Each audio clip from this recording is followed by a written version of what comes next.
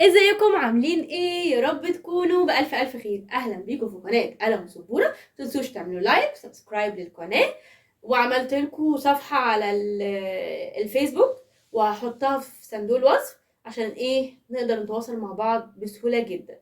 هيكون فيها ايه هتكون الصفحة مختلفة عن على القناة انا ماشية بالترتيب شوية. ممكن دي لا، اللي عايز اي حاجه اشرحها له. هيكون فيها بي دي اف، هيكون مشيره من حاجات من ناس تانية، الحاجات اللي هي مفيده حاسه هي مفيده من ناس تانية.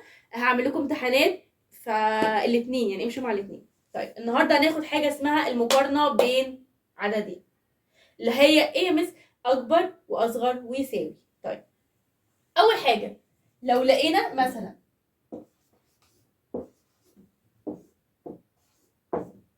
اول حاجه لو لقينا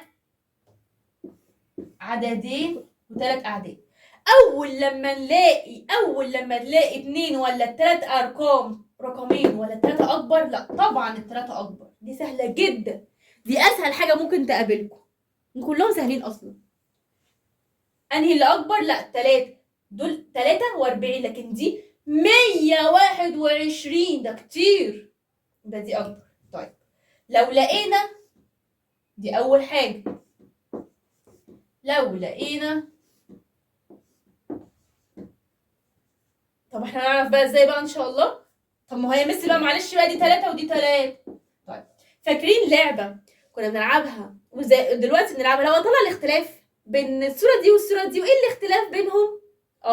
فاكرينها طبعا، انا لحد دلوقتي لسه بلعبها اصلا. طيب هنعمل ايه؟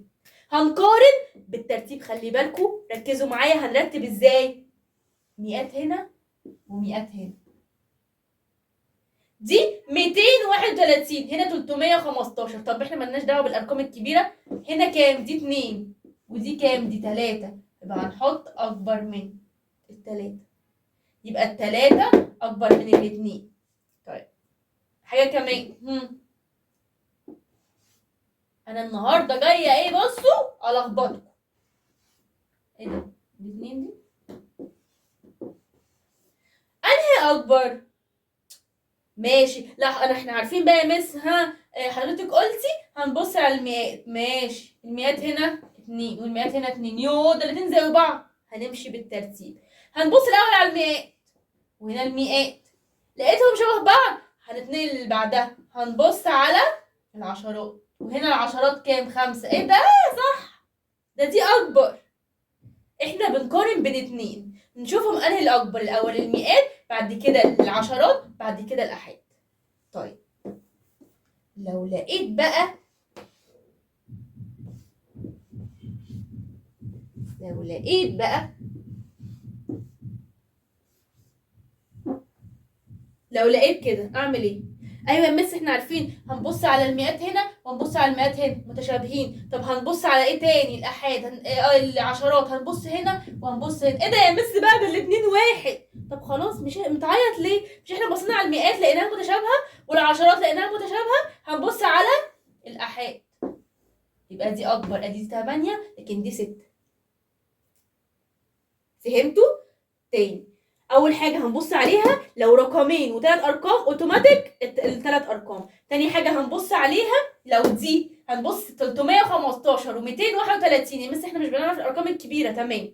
هنبص على المئات، خلي بالكم هنمشي بالترتيب، هنبص على المئات، هنا كام؟ 2 لكن هنا 3، تمام زي الفل، يبقى دي اكبر. انت مش 3 اكبر من الاثنين ولا ايه؟ 3 اكبر من الاثنين، ماشي. طبعا احنا عارفين ثواني بس هقول لكم حاجه برضو.